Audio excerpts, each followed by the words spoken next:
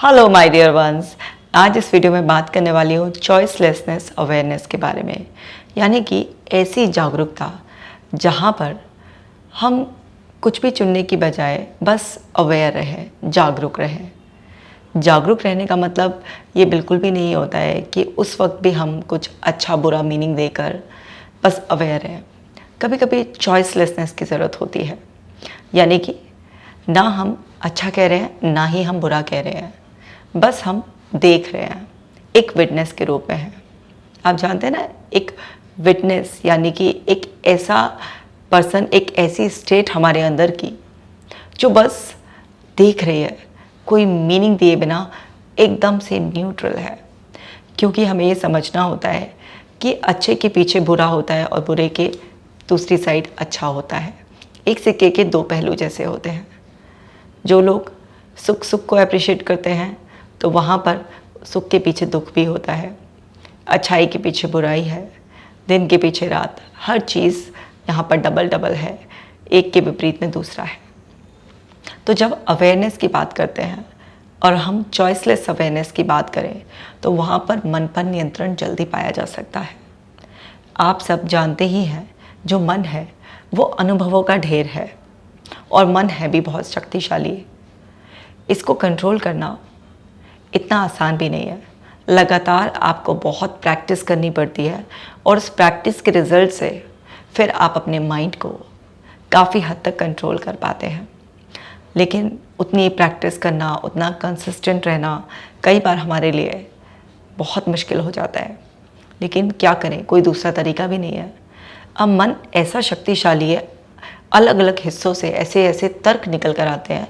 ऐसा लगता है जैसे मन इतनी बढ़िया तरीके से ज़बान ज़ोरी कर रहा है कि ऐसा लग रहा है कि यही जीत जाएगा और हम हार जाएंगे। लेकिन हम ये भी समझ चुके हैं कि हम मन है ही नहीं, मन हमारा एक हिस्सा है। हम तो मन से कहीं ऊपर एक जीवात्मा है। अब आप जानते हैं हिरार्की है ना, इंद्रियों से शक्तिशाली मन, मन के ऊपर बुद्धि और बुद्धि के ऊपर जीवात्मा होती है, यानी कि एक अवेयरनेस, हम जिसको बोध है हर चीज़ का। तो मन की अभी हम बात कर रहे हैं कि मन के नाटक से, मन की कहानियों से कैसे बचें। तो उसके लिए आज जो मैं आपको बता रही हूँ वो है चॉइसलेस अवेयरनेस के बारे में। अब मन इधर उधर से इंद्रियों की मदद से बहुत कुछ इकट्ठा करता रहता है, काम का है नहीं है, सब इकट्ठा कर लेता है। ये मन का स्वभाव होता है। जहाँ पर आपका मन लगता है, यानी कि कुछ इंटरेस्ट की चीज़ें होती हैं, रस आ रहा होता है उसे, क्योंकि उसे तो हर चीज़ में रस चाहिए ना। बुराई में भी रस आ रहा होता है तो वो चीज़ें इकट्ठी कर लेता है, अच्छाई में रस आ रहा होता है तो वो चीज़ें इकट्ठी कर लेता है। तो जहाँ पर भी इंटरेस्ट लग गया, चाहे वो कुछ गलत जगह हो या अच्छी हो, वहाँ से इकट्ठा करना शुरू हो जाता है। और इकट्ठा करने में सेंसेस मदद करती है। और फिर हमारे ही अंदर, हमारे ही उस पास्ट एक्सपीरियंस की बेसिस पर जजमेंट डेवलप होने लगता है कि क्या सही है क्या गलत है। तो हमारे अंदर कभी डर पैदा हो रहा है, कभी ईर्ष्या पैदा हो रही है, कभी नफ़रत पैदा हो रही है, कभी अहंकार पैदा हो रहा है, कभी कोई नकारात्मक भाव पैदा हो रहा है। कुछ भी इस तरीके का कुछ ना कुछ घटित होता रहता है। कुछ ना कुछ मन के स्तर पर मन के खेल खिलौने चलते रहते हैं, क्योंकि मन हमेशा अपने सर्वाइवल के लिए फ़ाइट करता रहता है। अब माइंड अपने सर्वाइवल के लिए फ़ाइट करता है, इसलिए वो हमें हमेशा इंगेज रखना चाहता है। क्योंकि माइंड का सर्वाइवल तब तक ही पॉसिबल है जब तक हम उसके साथ एंगेज्ड हैं। तो कभी भी पास्ट की कोई बात याद आती रहेगी, कभी भी फ्यूचर की कोई ना कोई कल्पना हमारे अंदर चलती रहेगी। मन कुछ ना कुछ कहानियाँ बनाकर, कुछ ना कुछ इस तरीके के नाटक में हमें उलझाए रखेगा ताकि उसका सर्वाइवल बिल्कुल पक्का रहे। वो आप मेडिटेशन करने बैठ जाइए तो आपको अकेला ना छोड़े, आप किसी भी तरीके से कोई थॉटफुल एक्टिविटी करने की कोशिश करें, उस वक्त आपको अकेला ना छोड़े, कुछ ना कुछ पॉपअप होता रहता है। ये सब मन अपने सर्वाइवल के लिए करता है, क्योंकि मन की टाइमलाइन में पास्ट और फ्यूचर ही है। क्योंकि प्रेजेंट मोमेंट में जब आप अवेयर होते हैं तो वहाँ पर मन की कोई ज़रूरत ही नहीं होती, क्योंकि मन क्या है, पास्ट से रिलेटेड है। जो हो गया वो उसने इकट्ठा कर लिया, अब वहीं से जजमेंट भी आ रहा है। तो मन क्या है, आपको कुछ थॉट्स देता है, तो वहीं पर मन का ही एक हिस्सा, ये सही है गलत है, अच्छी है बुरी है, थॉट्स इसको फंसाने लगता है। एक हिस्सा विचार दे रहा है और दूसरा हिस्सा उसको सही गलत का वो कर रहा है। लेकिन जब आप इस सही गलत से ऊपर उठ जाते हैं, अच्छाई बुराई से ऊपर उठ जाते हैं, तो वहाँ पर आप मन से नहीं अवेयरनेस से ऑपरेट कर रहे होते हैं।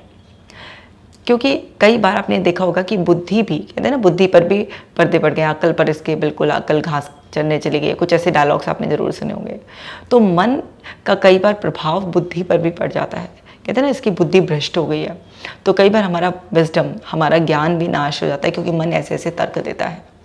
तो उस टाइम पर हम क्या करें? उस टाइम पर हमें चॉइसलेस अवेयरनेस में जाना होता है, यानी कि वहाँ पर हम बिल्कुल ऐसे हो जाएं जैसे कि एक शीशा है, एक मिरर, उसके सामने अगर कोई साधारण सी स्त्री आकर खड़ी हो जाए तब भी वो कुछ नहीं कहेगा। अगर उस मिरर के आगे कुछ भी ऐसा भद्दा बदसूरत कुछ आ जाए तो तब भी वो मिरर कुछ नहीं कहेगा। कुछ बेहद खूबसूरत आ जाए उसके सामने, कोई भी पुरुष स्त्री, तब भी मिरर कुछ नहीं कहेगा। बस कुछ प्रतिबिंब बनेगा और वो चला जाएगा। तो जब हम ऐसा होना सीखेंगे तो तब हम एक स्टेट में पहुंचेंगे जिसको कहते हैं चॉइसलेस अवेयरनेस। यानी कि मन के अंदर बहुत सारी तस्वीरें, बहुत सारे विचार इस तरीके से हमें दिखाई देते रहेंगे, लेकिन ना हमें किसी को बदसूरत कहना है, किसी को नेगेटिव नहीं कहना है, किसी को बुरा, डर का, चिंता का कुछ नहीं कहना, ना ही किसी को अच्छा कहना है कि अरे वाह क्या कमाल का आइडिया है, क्या बढ़िया विचार, क्या खूबसूरत तस्वीर आई है। नहीं, वो छवि बनी, वो विचार आया और ऐसे ही चला गया, अनएड्रेस छोड़ना है। क्योंकि आप किसी भी पक्ष विपक्ष में कहीं भी खड़े हुए तो आप उलझे मन से, और मन की तो चाल ही है, मन तो आपको उलझाना ही चाहता है। मन का नाटक हर समय चालू रहता है, नॉन स्टॉप चालू रहता है। अब देखिए, आप जागरूक हैं, आप इस टाइम पर जागे हुए हैं। जागरूक से मेरा मतलब यहाँ जागने से है, वो अवेयरनेस वाला जागरूक की बात नहीं कर रही हूँ मैं। आप जागे हुए हैं तो ये सेंसेस बाहर से इंफॉर्मेशन ट्रिगर हो रही है कुछ, और आप ना मन के नाटक में फिर से फंस गए। आप रात को सोए तो ये सेंसेस आपने बंद कर ली और आप नींद में चले गए, तो ये सेंसेस अंदर भी काम करती हैं। तो वहाँ पर जो आपके सबकॉन्शियस में पड़ा है वो ड्रीम में आपके आने लग जाएगा। आपको कई बार बीच बीच में अवेयरनेस आने को होगी। तो ये मन तो आपको सोने ना दे, ढंग से जागे रहना ना दे, तो ये किसी भी वक्त चैन नहीं पाता। इसको तो हर समय बस आपसे उलझे रहना होता है। अब ये एकदम से ऐसा नहीं होगा कि आपको चॉइसलेस स्टेट में जाने देगा। ये बहुत नाटक करेगा, जितने इसके पास हथियार होंगे सब लगा देगा, पूरा प्रपंच रच देगा। लेकिन आपको समझना है कि ये कितना भी नाटक करे, आप ही इसके मालिक हैं, आप ही इसके स्वामी हैं। क्योंकि आप के अंदर जो जीवात्मा है, जो शक्ति है, वो सर्वोपरि है, वो सबसे ज़्यादा शक्तिशाली है। लेकिन लोग शरीर और मन के स्तर पर ही अटक कर रह जाते हैं। उन्हें लगता है शरीर और मन से ऊपर कैसे उठें। अभ्यास से शरीर और मन के स्तर से आप ऊपर उठ सकते हैं। जब आप शरीर के स्तर पर जो भी आपको भूख प्यास जितनी भी अर्जेस लगती हैं, उनको समझकर उन पर काफ़ी हद तक अपना नियंत्रण कर पाते हैं। मैं रोकने के लिए, मारने के लिए नहीं कह रही उन्हें, लेकिन समझने के लिए कह रही हूँ। जो फॉल्स अर्जेस पैदा हो रही हैं, क्योंकि अगर आपने आज बहुत ज़्यादा खाना खाना शुरू कर दिया तो शरीर और ज़्यादा खाना मांगने लग जाएगा आपको। अगर आपने बैलेंस, संतुलन बिगाड़ दिया, तो मैं उसकी बात कह रही हूँ। तो आपने अगर एक संतुलन से ऊपर शरीर के मन की आदतों को बिगाड़ दिया है तो फिर ये आपको डोमिनेट करना शुरू कर देते हैं। लेकिन अगर आपने अपने शरीर और मन की ज़रूरतों को समझकर एक बैलेंस मेंटेन रखा तो ये आपके अंडर काम करते हैं। और जब आप अपनी चॉइस से बार बार अपने आप को ये बताते हैं कि मैं मालिक हूँ, मैं मालिक हूँ, मेरे को किस चीज़ से अटैच होना है, किस चीज़ से डिटैच होना है, इसका कंट्रोल मेरे पास है। और आप मन को समझ जाते हैं कि मन का तो काम ही है कि कोई ना कोई विचार या फिर किसी न किसी तरीके की तस्वीर या कोई फीलिंग्स को इस तरीके से आपको देते रहना। ज़रूरी नहीं है कि हर फीलिंग को, हर थॉट को, हर इमेज को एड्रेस किया जाए, उसे अनएड्रेस भी छोड़ा जा सकता है।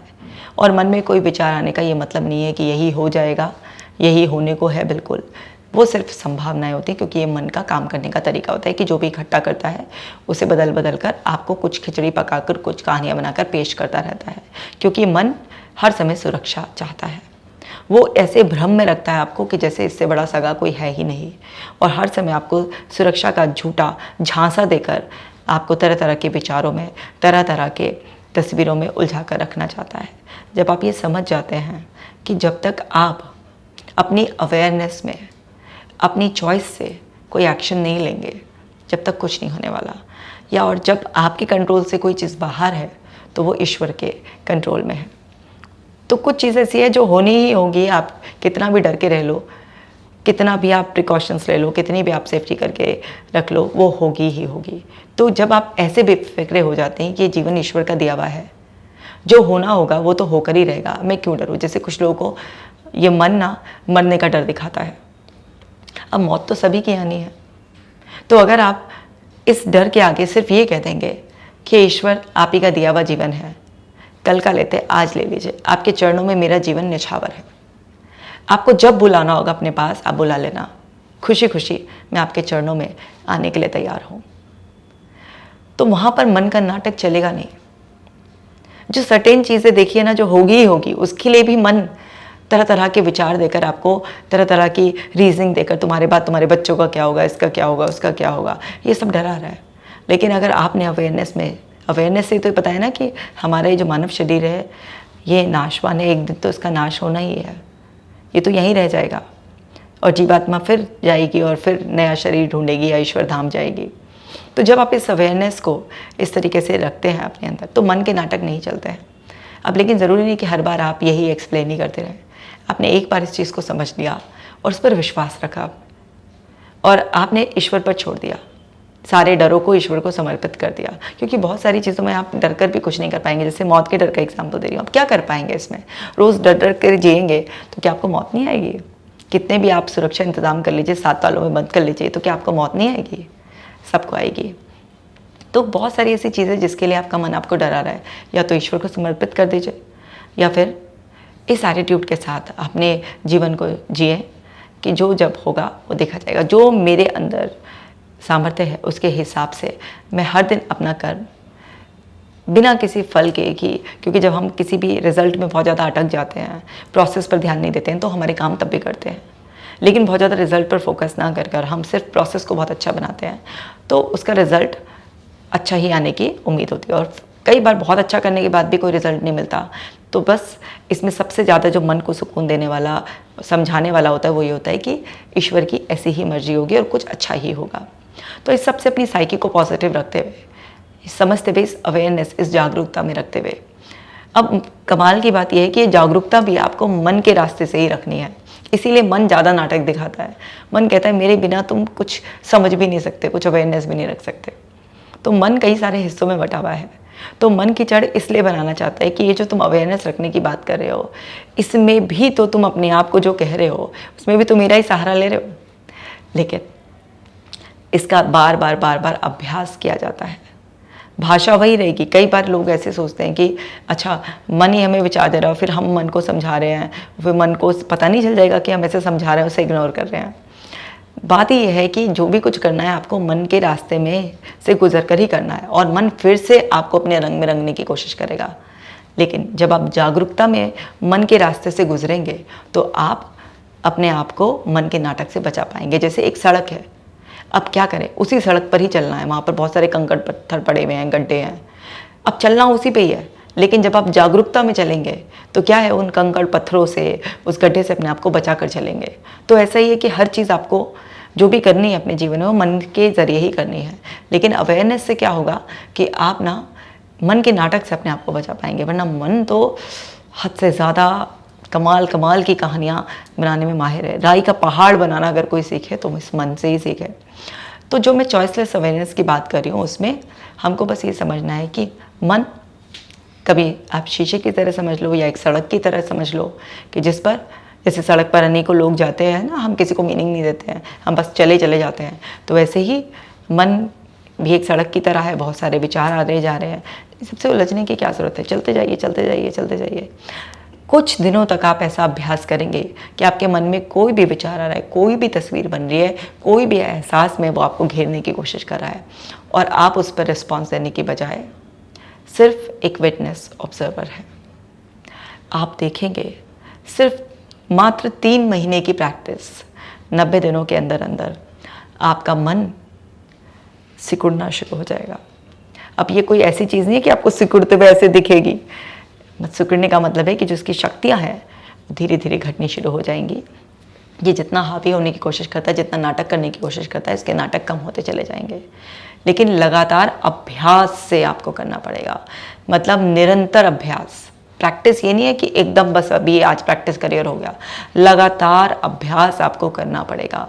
जब आप लगातार कम से कम 90 दिनों का अभ्यास करेंगे तो मन पर आपका कंट्रोल आना शुरू हो जाएगा। मन कोई भी कहानी सुनाए आपको, याद रखिए कि उसने आजू बाजू कहीं ना कहीं से कोई ना कोई जानकारी इकट्ठी की है और उसके बेसिस पर वो आपको बस अपने से बांधने के लिए कुछ कहानी सुना रहा है। तो मन की सुनाई हुई कहानी पर कोई यकीन करने की ज़रूरत नहीं है। अब मन को थोड़ा बहुत तो हमें वैल्यू देनी पड़ती है, क्योंकि मन क्या है, जो चीज़ों का संग्रह करता है, जो अनुभव होते हैं उसके बेसिस पर हमारी ज़िंदगी आसान भी चलती है। जो हमने पहले सीखा हुआ होता है तो उसका हम आगे इस्तेमाल कर कर जल्दी से कोई काम ख़त्म कर पाते हैं, जीवन को आसान बना पाते हैं। तो मन पूरी तरह से बुरी चीज़ नहीं है। जैसे मोबाइल के एग्जांपल ले लीजिए, मोबाइल कोई बुरी चीज़ थोड़ी ना है। दुनिया में आप कहीं पर भी किसी से भी कनेक्ट कर सकते हैं, अपनी नॉलेज बढ़ा सकते हैं, अपने आप को एंटरटेन भी कर सकते हैं, बहुत सारे अनेकों फ़ायदे हैं उससे। इमरजेंसी में कॉन्टैक्ट कर सकते हैं, सब कुछ कर सकते हैं। लेकिन उसके इस्तेमाल पर और उसको आप सारा कंट्रोल दे रहे हैं या खुद पे कंट्रोल ले रहे हैं, इस बात पे डिपेंड करता है। तो ऐसे ही मन कोई बुरी वो नहीं है, ये तो हमारे अंदर जो इस प्रकृति ने एक मन का प्रयोजन किया है, ये बहुत ही अच्छी चीज़ है। लेकिन क्या है, ये शक्तिशाली है, बिरला है, बेफिक्रा है, नाटकबाज है।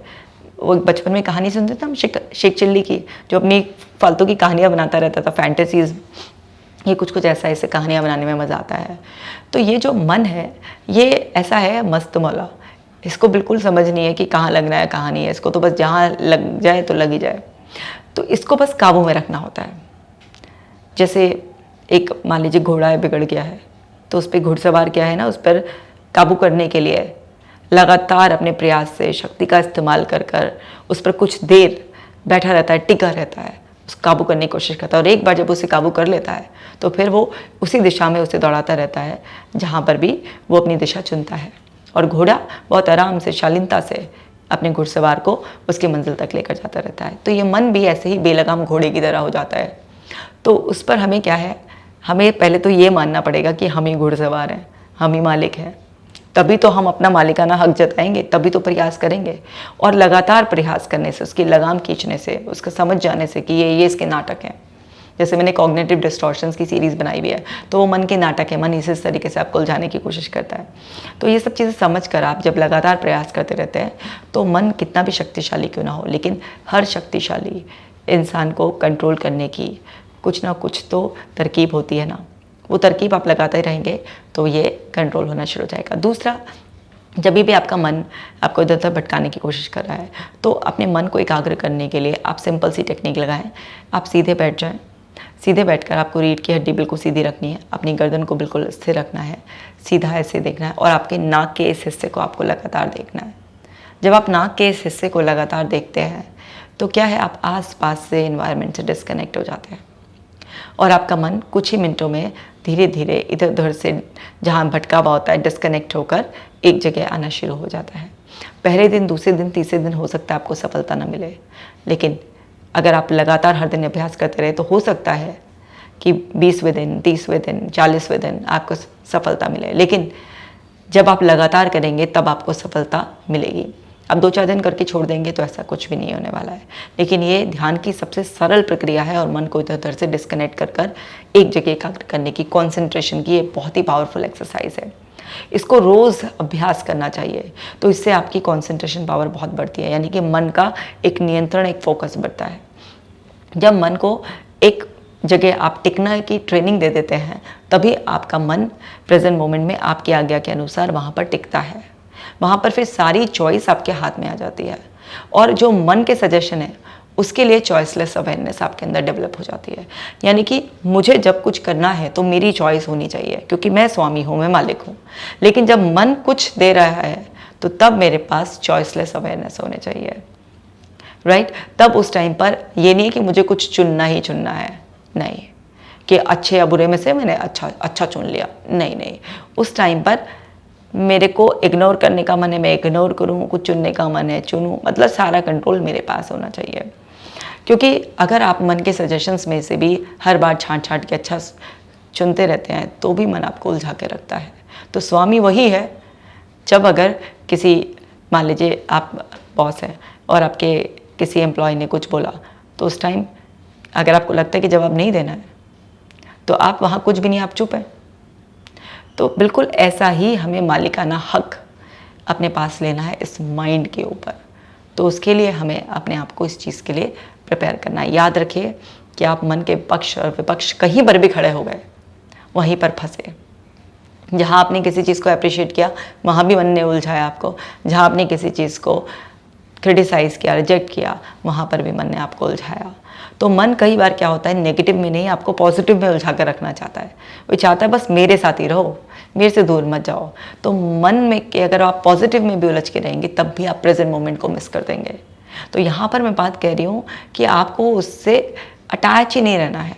मोस्ट ऑफ द टाइम, देखिए मोस्टली टाइम अगर आप अपने मन से डिटैच होकर प्रेजेंट मोमेंट में अपने एक्शंस लेना सीख गए तो आपको किसी भी तरीके की कोई भी साइकोलॉजिकल, फिजिकल, मेंटल इश्यूज हो ही नहीं सकते।